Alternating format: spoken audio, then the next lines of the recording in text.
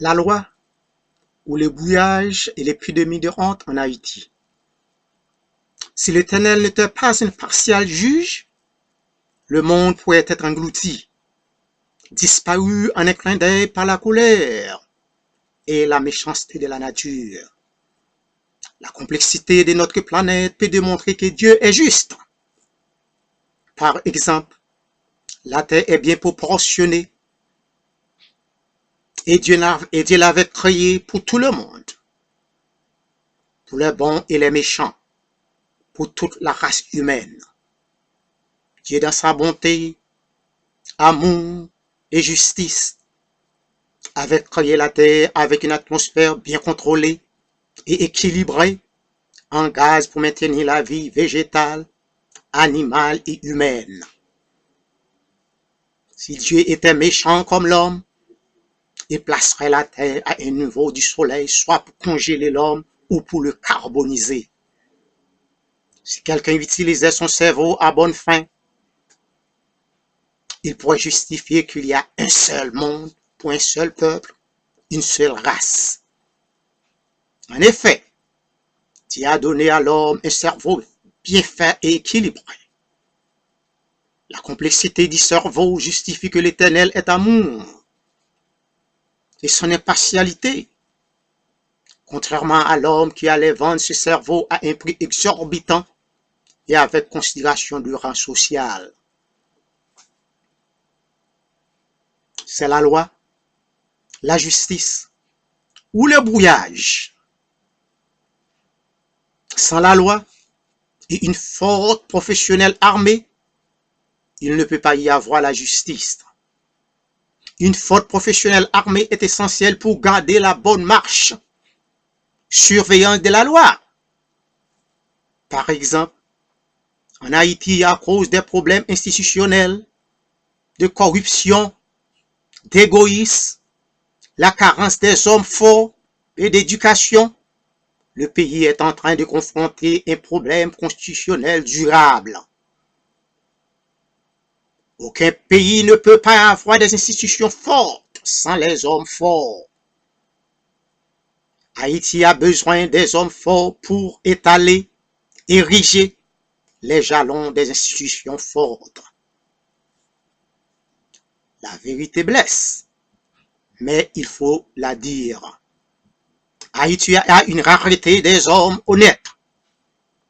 Les hommes qui veulent travailler pour la communauté.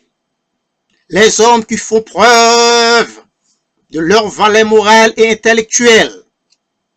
Les hommes qui peuvent se questionner eux-mêmes. Qu'est-ce qu'ils doivent faire pour les pays? Si on veut juger la valeur des politiciens haïtiens par ces actes, il est évident qu'ils sont des médiocres. Parce que l'un de ces politiciens, l'un de ces présidents, n'a pas forgé un processus pour rendre Haïti vers l'idéal. Ils veulent devenir président pour prostituer le pays. La constitution du pays, c'est comme un torchon pour eux. Chapitre 3 de la constitution haïtienne étale sur l'incrimination des actes de corruption. Selon l'indice de perception de la corruption, Haïti est classé parmi les pays les plus corrompus dans le monde. Il y a une corruption systématique en Haïti. Et c'est à cause de cela que la justice demeure à l'état dormant en Haïti. Le pouvoir judiciaire n'est pas indépendant en Haïti. Il ne fait qu'exécuter l'ordre du pouvoir exécutif. Il me vient de mentionner le pouvoir législatif, parce que les sénateurs haïtiens sont des fantômes. Et cela a conduit le pays dans une crise honteuse. Mes frères et sœurs haïtiens, les politiciens que vous avez élus humilient le peuple. Et dans chacun de leurs actes, ils trahissent la mission que le peuple leur est confiée. Haïti subit la pire des politiques de son histoire. Et cela constitue une honte pour le pays. Pour les Haïtiens qui pensent qu'ils sont intelligents. L'intelligence ne sert à rien si on ne peut pas l'utiliser à de bonnes fins. Si on ne peut pas l'utiliser pour le bien du pays, cela constitue une insulte à nos écoles, à nos universités et à tous les enseignants qui ont œuvré aux éducations des Haïtiens.